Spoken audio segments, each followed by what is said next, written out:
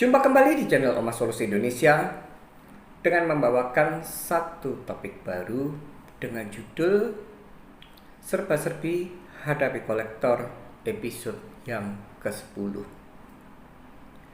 Seperti biasa, di topik Serba-serbi Hadapi Kolektor adalah kesempatan saya untuk menjawab pertanyaan-pertanyaan yang telah masuk, entah itu tertulis di kolom komentar channel YouTube saya, entah itu pertanyaan yang dikirim ke email omahsolusiindonesia@gmail.com.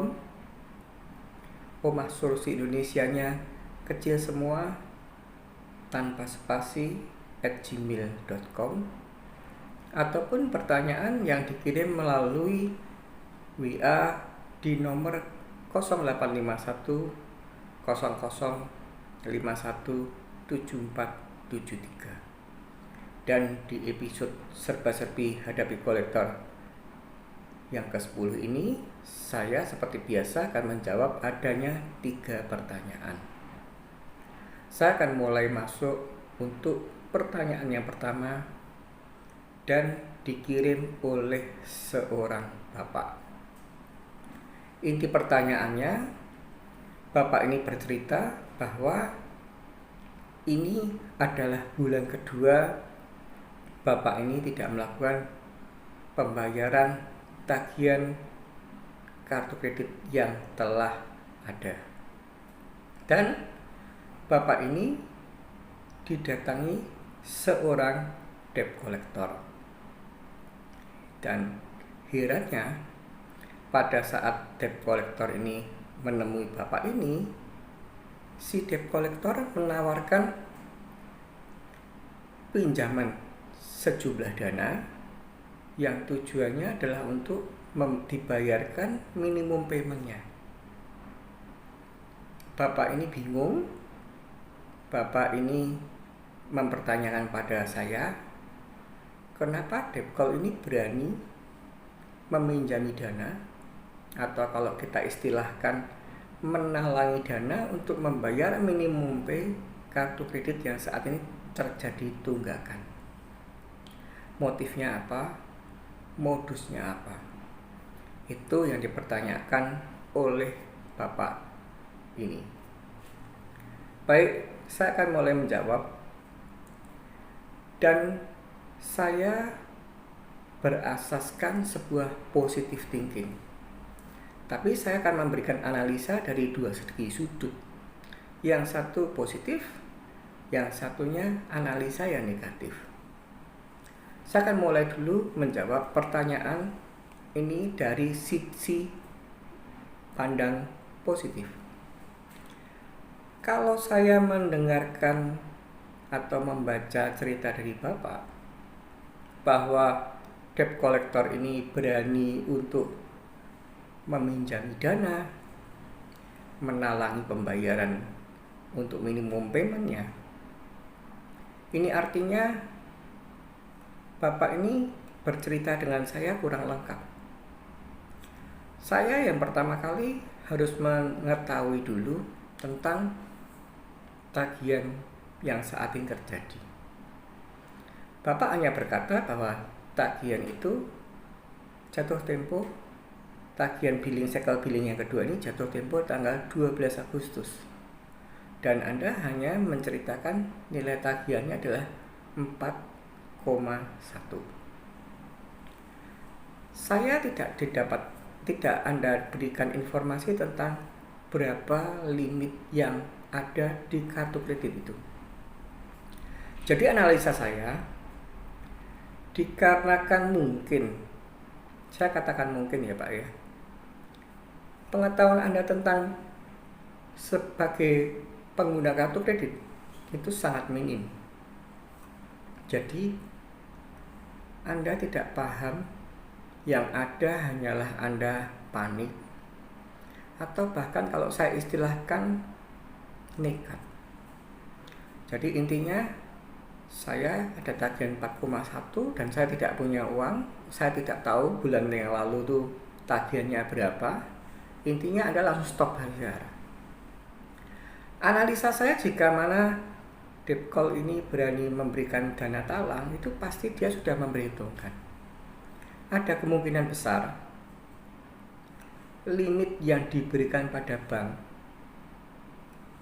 itu lebih dari 4,1, bisa 5 atau bahkan bisa 10 juta atau mungkin cuma 8, tapi lebih dari limit. Artinya pada saat Anda 2 kali tidak bayar ini, itu belum mentok limit, jumlah limit.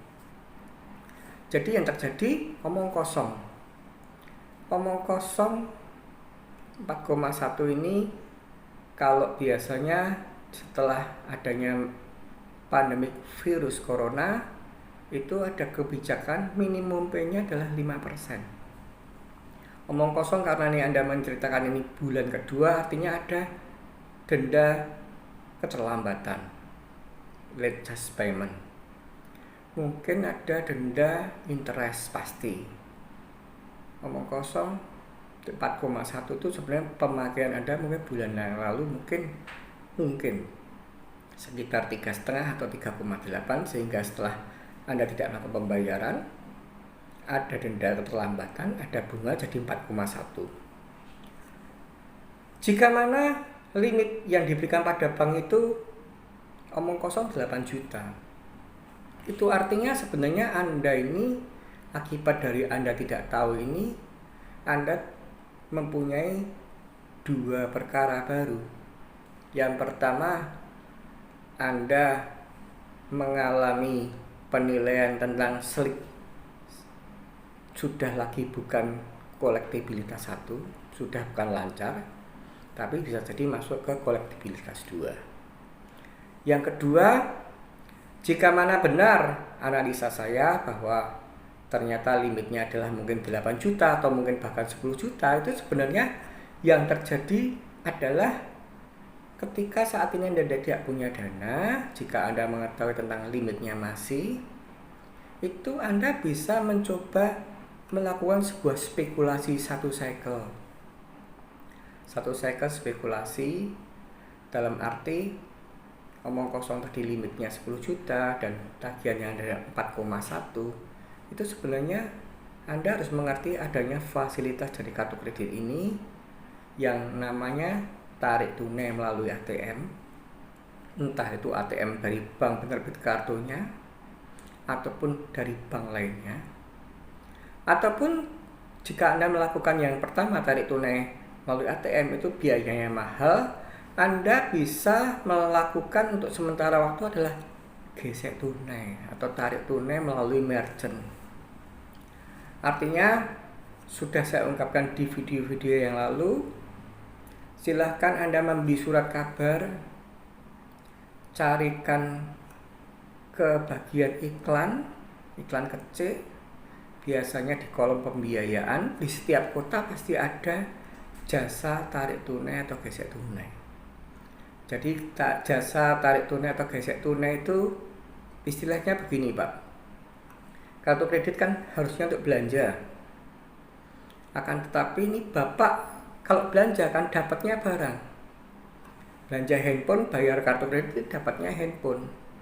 Belanja TV, bayar pakai kartu kredit, dapatnya TV. Kalau ini Anda pura-pura belanja tapi dapatnya uang. Akan tetapi ada potongan.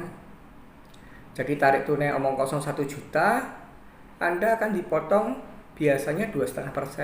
Jadi terimanya cuma 975 itu biasanya. Jadi kalau Anda tadi omong kosong, analisa saya berarti tagihan Anda ini 4,1, Anda bisa gesek omong kosong transaksi senilai 5 juta. 5 juta potong 2,5 kan kira-kira terimanya kan masih 4 juta lebih. Ini dibayarkan dan akhirnya apa? Cycle billing Anda bagus lagi, bulan depannya tagihannya jadi 4,1 tambah omong kosong 5 juta.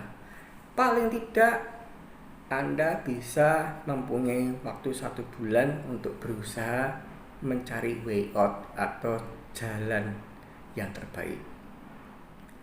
Itu yang mungkin saat ini sedang dilakukan oleh debt call tersebut.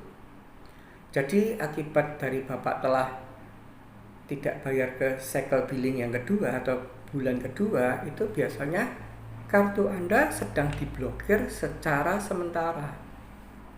Dan jika mana Anda melakukan pembayaran, blokir itu akan biasanya dibuka 1 atau 2 hari. Dan setelah itu Anda bisa bertransaksi lagi. Ya seperti yang tadi saya ceritakan, kenapa analisa saya debt call ini berani menawarkan talangan karena dia tahu tentang hal itu. Sehingga dipastikan pasti Anda bayar dong. Kalau Anda sudah ditalangi untuk buka blokir karena Anda belum bayar 2 bulan, dah dibuka, berikutnya akan digesek senilai yang dipinjami oleh debt call tersebut. Tentang tanda jasanya apa dan berapa, Anda tidak mengungkapkan ini dan Anda silahkan tanya kepada debt call tersebut. Jika mana saya mau kamu pinjami, kompensasinya apa? Itu yang harus Anda pertanyakan. Itu untuk analisa yang positif. Untuk analisa yang kedua, sedikit banyak menyerempet yang negatif. Ada kemungkinan limit Anda sudah penuh, akan tetapi seperti yang telah saya katakan, ini hanya terblokir sementara. Artinya pada saat kolektor itu masuk pembayaran, blokir sudah dibuka, bisa ditarik lagi melalui yang tadi saya katakan, jasa tarik tunai, dan dapat duit, akhirnya dibayarkan dia lagi. Tentang kompensasi fee-nya berapa, silahkan jika mana debt call tersebut datang, Anda tanya yang jelas. Setelah Anda memberikan saya dana talangan, apa yang akan Anda lakukan dan apa kompensasi yang harus saya berikan pada Anda. Itu yang masih sedikit positif ya. Yang pertama tadi adalah limitnya masih sehingga dia oke-oke saja, atau limitnya sudah mepet tapi kan baru cycle billing kedua, artinya jika mana dibayarkan ibarat limit kartu kredit itu sebuah gelas, 1 gelas ada airnya. Ketika Anda sudah minum, Anda pakai habis. Tapi ketika Anda bayar itu anggap aja dituangi lagi air hingga penuh lagi, sehingga nantinya Anda akan Anda habiskan lagi untuk menukari debt call tersebut. Itu jika mana limitnya masih bisa dimainkan atau tagihannya masih bisa dimainkan. Sekarang saya akan masuk secara vulgar untuk yang negatif, sisi negatif.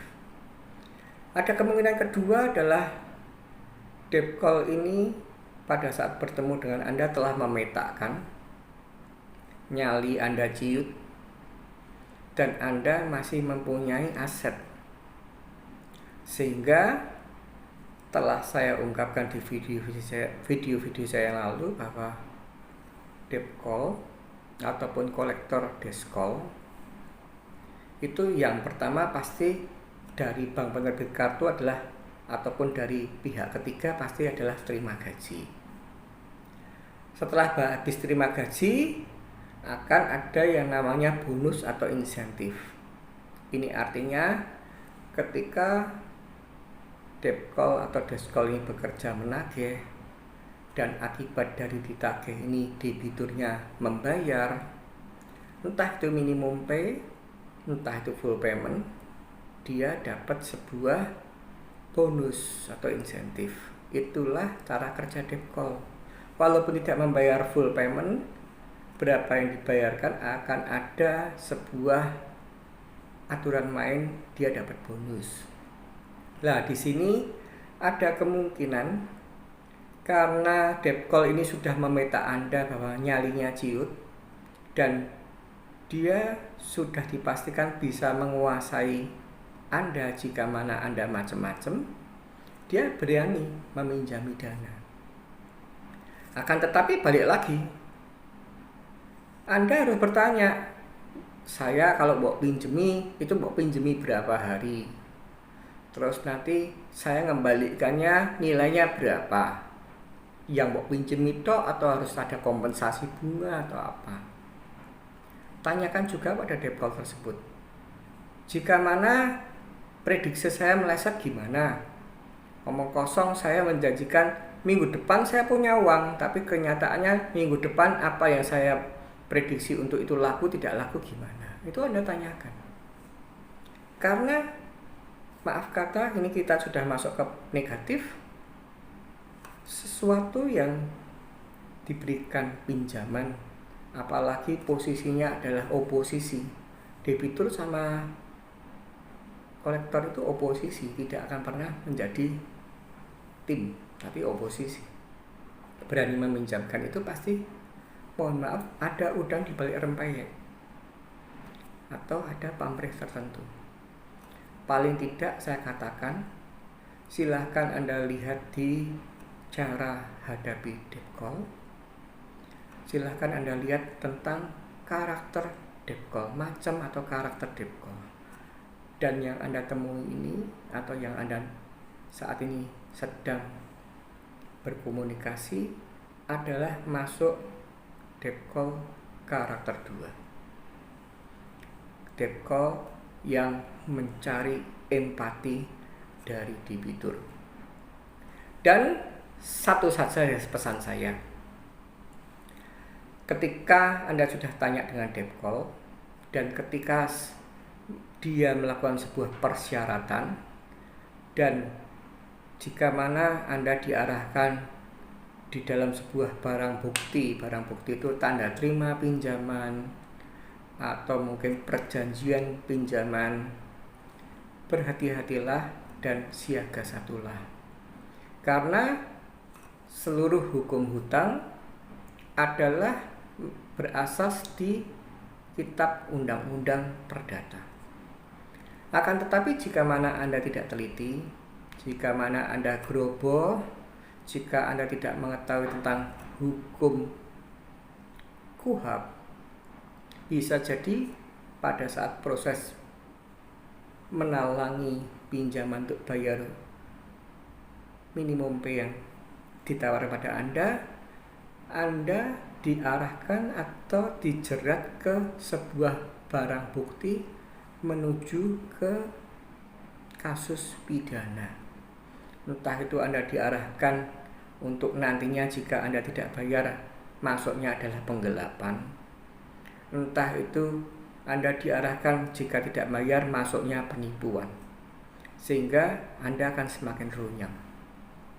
Dan jika mana setelah Anda bertanya adalah Anda bisa menggambarkan apa yang baru saja saya omongkan, saya sarankan tolak kebaikan debt call tersebut karena di balik kebaikan ini ada sebuah risiko yang besar yang bisa menyeret Anda ke ranah pidana. Itulah yang bisa saya jawab untuk pertanyaan Bapak. Semoga Bapak puas dan saya mengucapkan banyak terima kasih. Saya akan melanjutkan pertanyaan yang kedua. Dikirim oleh seorang ibu dan ibu ini bercerita bahwa suaminya sedang gagal bayar hutang atau kredit dan ibu ini selalu ikut diteror oleh desk call melalui telepon. Pertanyaannya ke saya sudah berkali-kali ganti nomor handphone. Anehnya, debt call akhirnya tahu nomor handphone saya. Kenapa kok bisa begitu, Pak? Itu pertanyaan yang dikirim ke saya. Dan saya akan mulai menjawab pertanyaannya dengan sebuah kata bahwa sebenarnya kita tidak perlu mengurus kenapa bisa begitu, kenapa desk call bisa tahu nomor ibu yang baru. Silahkan ibu melihat di video saya peran kawan dan lawan. Jika mana statement ibu bahwa sudah ganti berkali-kali dan ini masih bisa diketahui sama Deskol, itu artinya Anda harus mulai melakukan sebuah analisa siapa kawan Anda yang mungkin ibaratnya sebagai duri dalam daging Anda. Jadi ini kolektor telah menemukan satu orang yang tepat, yang menjadikan intelijen. Dan orang yang tepat ini dijadikan intelijen karena orang ini mungkin ada modus jengkel dengan Anda, ataupun mungkin di depan baik tapi di belakang musuh. Sehingga kalau Anda berganti-ganti handphone, Deskol ini tahu. Jadi itu permasalahannya adalah di sumbernya, di teman Anda siapa, Anda analisa. Ada duri dalam daging. Akan tetapi sebenarnya itu tidak perlu Anda bahas, Bu. Seharusnya Anda juga tidak perlu gonta-ganti nomor handphone.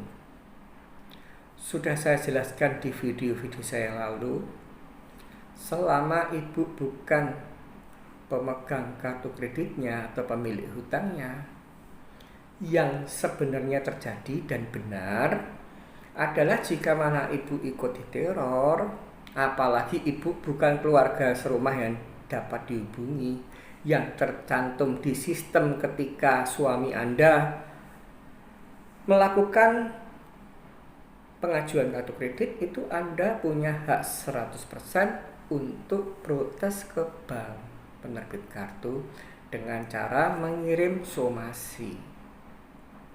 Silahkan ibu melihat kapan somasi harus dilakukan. Di sana sudah sangat jelas saya ucapkan, saya jabarkan, bahkan saya kasih format somasinya. Kenapa kita bisa mempunyai hak somasi? Karena sudah sangat jelas urusan kartu kredit ini telah diatur di sebuah surat edaran Bank Indonesia nomor 14 garis miring DASP. Silahkan Anda googling, Bu. Surat yang tadi saya ucapkan, surat edaran Bank Indonesia nomor 14 garis miring 17 DASP. Di sana ada ringkasan 10 nomor. Anda fokus saja ke nomor 8. Di nomor 8 nanti di breakdown lagi. Di breakdown lagi dengan adanya A, B, C.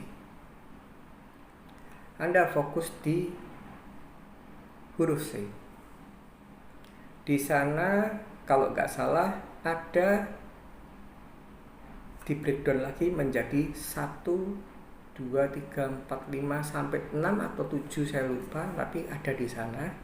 Yang pasti ketika kolektor melakukan penagihan, melakukan teror, melakukan telepon pada orang yang bukan pemegang kartu kreditnya, dia telah melanggar surat edaran Bank Indonesia nomor 14 garis miring 17 garis miring DASP nomor 8 huruf C nomor 4. Silahkan Anda googling. Dilarang melakukan penagihan kecuali kepada pemegang kartu kreditnya.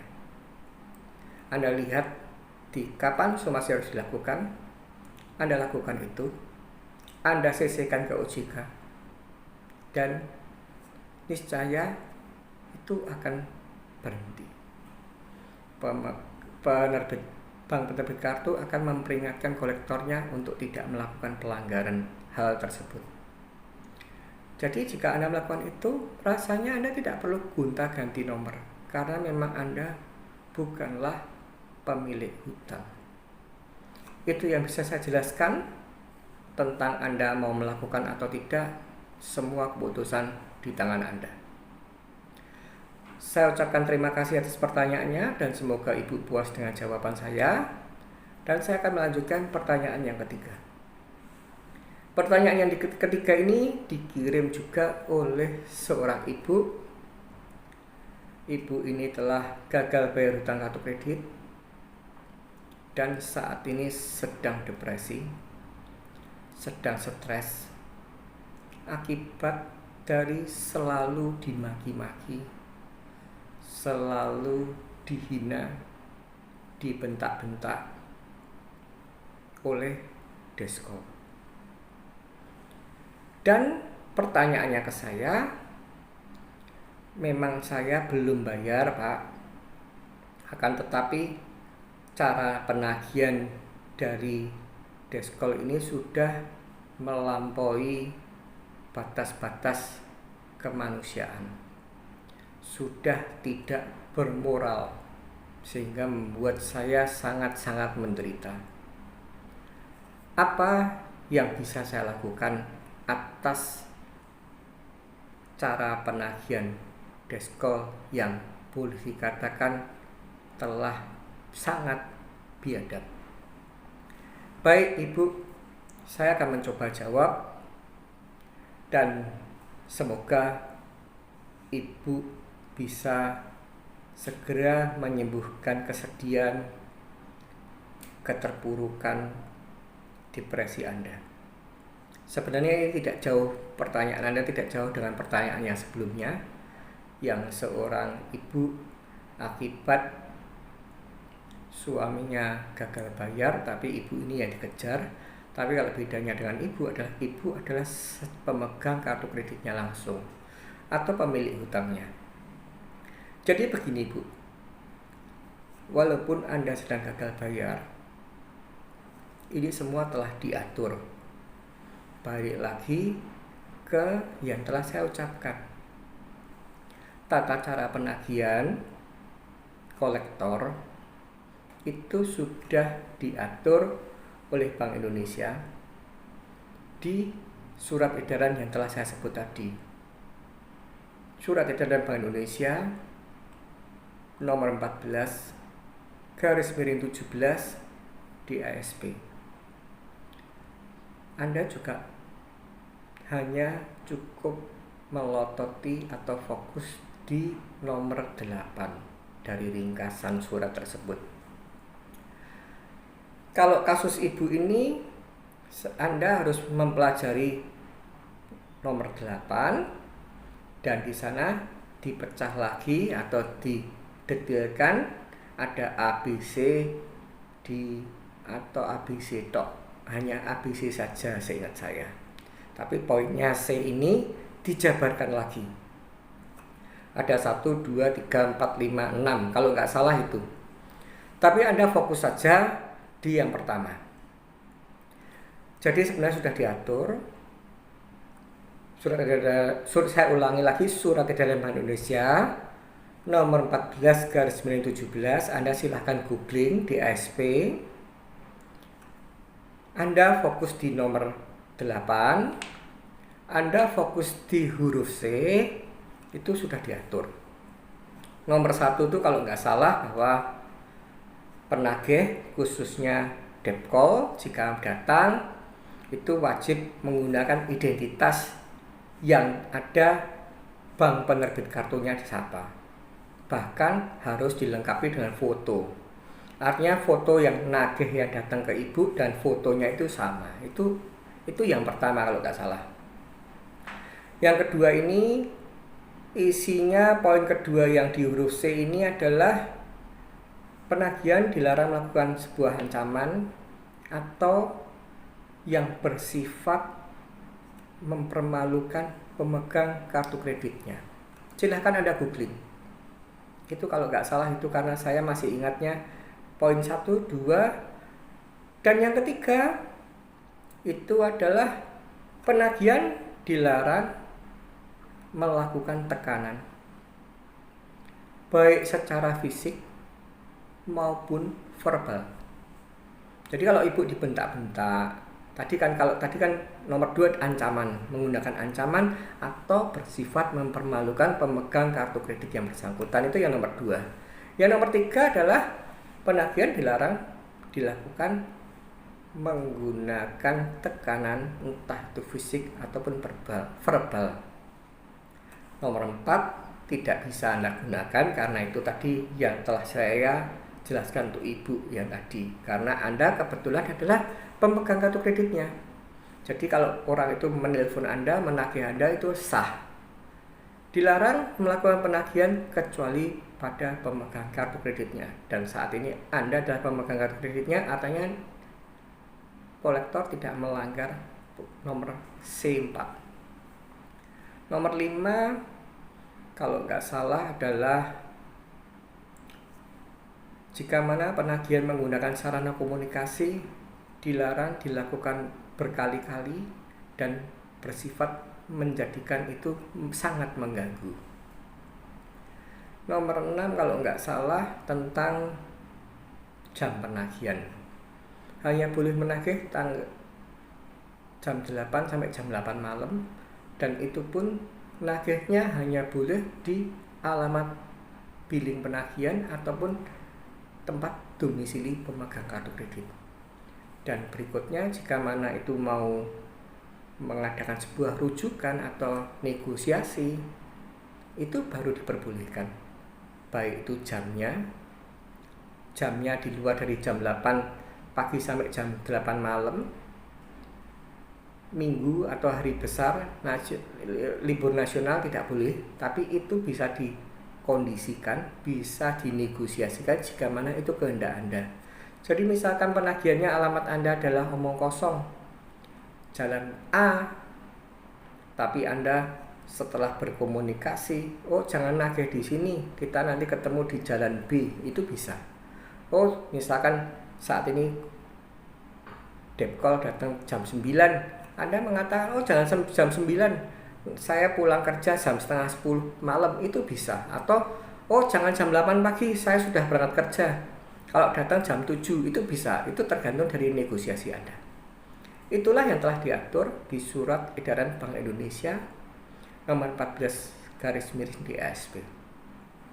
Dan jika mana Ibu dibentak-bentak, dimaki-maki, dipermalukan, Ibu punya hak untuk memprotes dengan cara somasi. Khusus kasus Ibu, nanti lihatlah di akhir video saya, akan saya buatkan formatnya. Saya akan memberikan formatnya karena Ibu ceritanya hanya dibentak-bentak, dimaki-maki, adalah pelanggaran C2, C3, dan C5. Saya akan buatkan itu. Dan segera lakukan protes tersebut agar supaya ini bisa di follow up oleh OJK. Tapi saya ada satu lagi cara, Bu, yang jauh lebih ampuh dan jauh lebih dahsyat. Jika mana kejadiannya adalah melibatkan desk call, artinya melalui telepon, rekamlah audio antara Anda dan desk call yang bersangkutan. Tapi jika mana yang ini melibatkan debt call, rekamlah audio visual ketika debt call itu datang. Dan era modernisasi ini, jangan pernah sungkan-sungkan, jangan pernah gengsi, jangan pernah malu, viralkan. Walaupun Anda sedang gagal bayar hutang kartu kredit, apalagi saat ini adanya kasus pandemik virus corona, semuanya adalah wajar.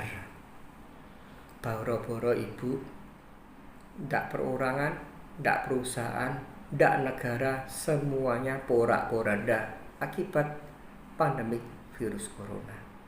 Anda florkan, Anda tidak perlu malu, Anda tidak perlu grogi di hadapan kamera, hanya sebatas kata-kata aja. Inilah cara kolektor bank ATBK menagih hutang kartu kredit. Florkan audionya atau florkan audio visual debt call-nya agar supaya seluruh masyarakat khalayak umum mengerti.